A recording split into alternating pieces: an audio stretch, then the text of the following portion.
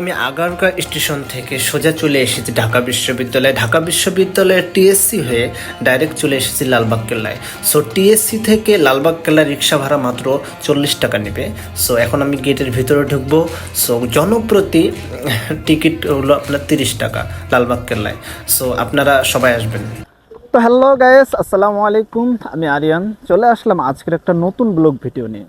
তো আজকের ব্লগ ভিডিওতে আমি আপনাদেরকে জানাবো যে বাংলাদেশের প্রায় 400 বছর আগের একটি ঐতিহ্যবাহী নগর এখনও ঢাকা শহরের মধ্যে স্তম্ভভাবে দাঁড়িয়ে আছে। আর সেই নগরটির নাম আপনারা অবশ্যই জানেন। হ্যাঁ, সেই নগরটির নাম হলো লালবাগ কেল্লা। তো লালবাগ কেল্লার আজকে কিছু নিদর্শন আমি আপনাদেরকে দেখাবো যে এটা পূর্বে কেমন ছিল এবং এখন কেমন আসছে, পূর্বে কেন মানুষ ভয় পেত এখানে আসছে, আর এখন মানুষ দলে দলে মানে দেখার জন্য ছুটে আসতেছে কেন। তো ডিটেলসে জানতে হলে অবশ্যই আমার চ্যানেলটা সাবস্ক্রাইব করে পাশে থাকবেন। তো চলুন জানা যাক। লালবাগ কেল্লা মুঘল আমলের বাংলাদেশের একমাত্র ঐতিহাসিক নিদর্শন, যাতে একই সাথে ব্যবহার করা হয়েছে কোষ্টি পাথর, মার্বেল পাথর আর রং বেরঙের টালি। লালবাগ কেল্লা ছাড়া বাংলাদেশের আর কোনো ঐতিহাসিক নিদর্শনে এমন কিছুর সংমিশ্রণ পাওয়া যায়নি আজ পর্যন্ত। প্রায় প্রতিদিন হাজারো দেশি বিদেশি দর্শনার্থীর পদচারণে মুখরিত হয় ঢাকার লালবাগ এলাকার এই দুর্গটি।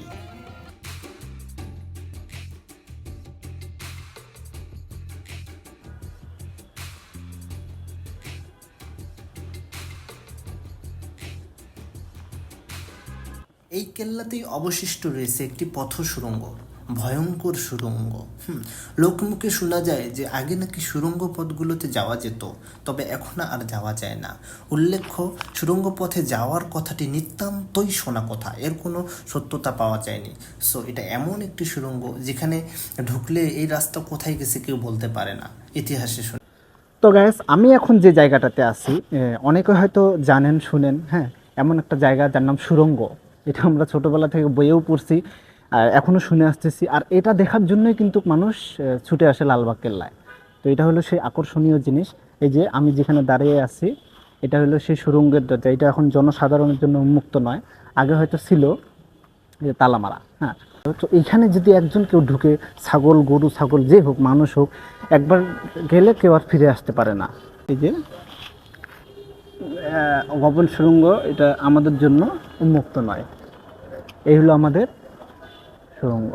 উল্লেখ্য আছে, আজম শাহ ছিলেন মুঘল সম্রাট আওরঙ্গজেবের আর সম্রাট শাহজাহানের নাতি, যিনি তাজমহল তৈরির জন্য বিশ্বমহলে ব্যাপক সমাদৃত।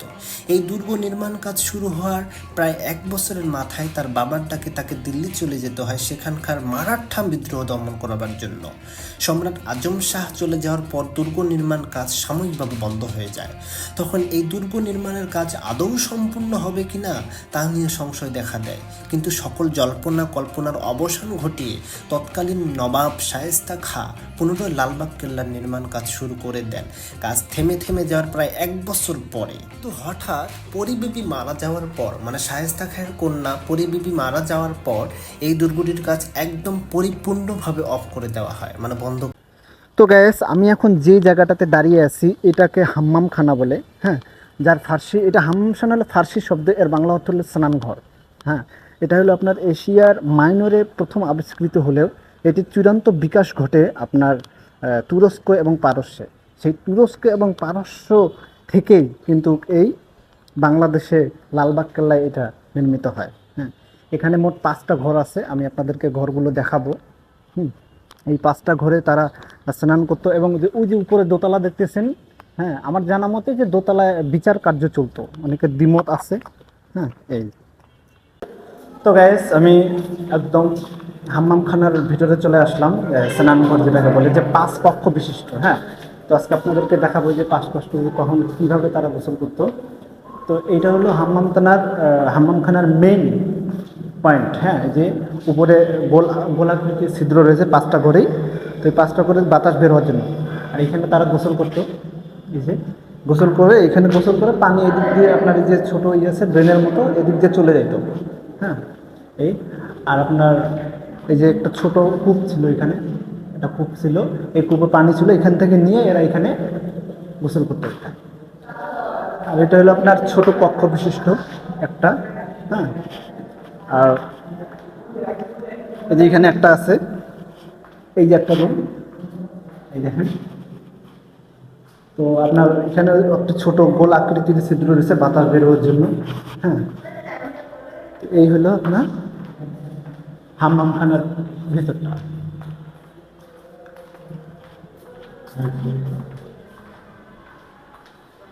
এটা হলো বাইরের আকৃতিটা। এ এটা হলো আপনার একটা ঝর্ণার ছিল, এখন বন্ধ আছে। তো এই হলো হাম্মামখানার অবস্থা। উপরে ওঠা দেখি, উপরে উঠি, একটু উপরে উঠবে। হ্যাঁ, যাওয়া যাবে না, যেখান থেকে যাওয়া যাবে এখান থেকে উঠি, সমস্যা কি? হ্যাঁ, এখন উপরে উঠতেছি দোতলায়। ওপস, দোতলা, দোতলায় যাওয়া যাবে না। দোতলায় এখানে আপনার জনসাধারণের জন্য যাওয়া নিষেধ, তালা মারা। তো এই হলো হাম্মামখানার অবস্থা। তো আমি যতটুকু শুনেছি যে দোতলায় বিচার কার্যক্রম চালানো হতো, যে কোনো ধরনের যে কেউ অন্যায় করলে সেখানে বিচার হতো আর কি। এই তো গ্যাস, আমার এই সামনে যে পুকুরটা দেখতেছেন, এই যে বিশাল একটা আকৃতির পুকুর, এটা হয়তো এখন হয়তো ছোট দেখতেছেন, কিন্তু এটা সেই জামানায় এটা বড় একটা আকৃতির ছিল। তো আমি যতটুকু শুনেছি, মানে ইতিহাসটা যতটুকু একটু জানি শুনলাম, যে এই পুকুরে নাকি ঈসা খাঁর যে আগের রাজ্য যে চালাতো, এখানকে 40 জন মানুষকে মেরে এই পুকুরে তারা পুঁতে রাখছিল। হুম, এখন এই পুকুরটা একদম পুরো শূন্য, পানি নেই। সো এখানে পানি রাখা হয় না, কেননা এখানে পানি রাখলেই কেউ কেউ মানে অনেকের বিপদ হয়, আমি যতটুকু শুনলাম, এখন সঠিক জানি না। এই এই ভবনটি মুঘল সুবেদার শায়েস্তা খানের প্রিয় কন্যা পরী বিবির সমাধি নামেই কিন্তু পরিচিত।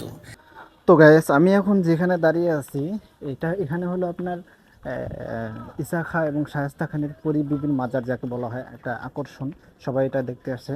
তো এখানে যেটা আছে সেটা হলো আপনার শামশাদ বানু, হ্যাঁ, শামশাদ বানু সমাধিস্থল, শায়েস্তা খানের পতিত ছোট কন্যা। এবং আমরা যদি এখানে দেখি, তো এই যে এখানে 3টা কবর দেখা যাচ্ছে। হ্যাঁ, এই যে এটা হলো, দেখেন পড়েন। এই আর পরী বিবির মাজার হলো এটা, এই যে পরী বিবির মাজার আমি দেখতে পাচ্ছি, আমি জুম করে দেখাচ্ছি পরী বিবির মাজারটা। এই যে পরী বিবির সমাধিস্থল এটাকে বলে। হ্যাঁ, তো এই হলো আমাদের ইয়ে।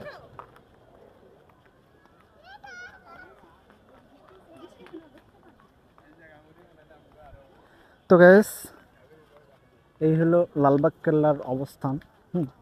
400 বছর আগের। তো গ্যাস, আমার পিছনে যে মসজিদটা দেখতে পাচ্ছেন, এই মসজিদটা হলো আপনার 400 বছর আগের সেই পুরনো মসজিদ, যেটা এখনো নতুনভাবে স্তম্ভ করা হয়েছে। বাট যে মানে আকৃষ্ট এবং যে স্তম্ভটা ঠিক সেইভাবেই আছে, দেখেন। এই হলো মসজিদ। তো গ্যাস, আজকে এই পর্যন্তই। যদি আমার ভিডিওগুলো আপনাদেরকে ভালো লাগে, হ্যাঁ, সো আমি যদি আপনাদেরকে কিছু আনন্দ দিতে পারি, তো অবশ্যই আমার চ্যানেলটা সাবস্ক্রাইব করে পাশে থাকবেন আরও নতুন নতুন ভিডিও পাওয়ার জন্য। তো অবশ্যই দেখা হবে কোনো এক ভিডিওতে। আল্লাহ হাফেজ, সবাই ভালো থাকবেন, সুস্থ থাকবেন।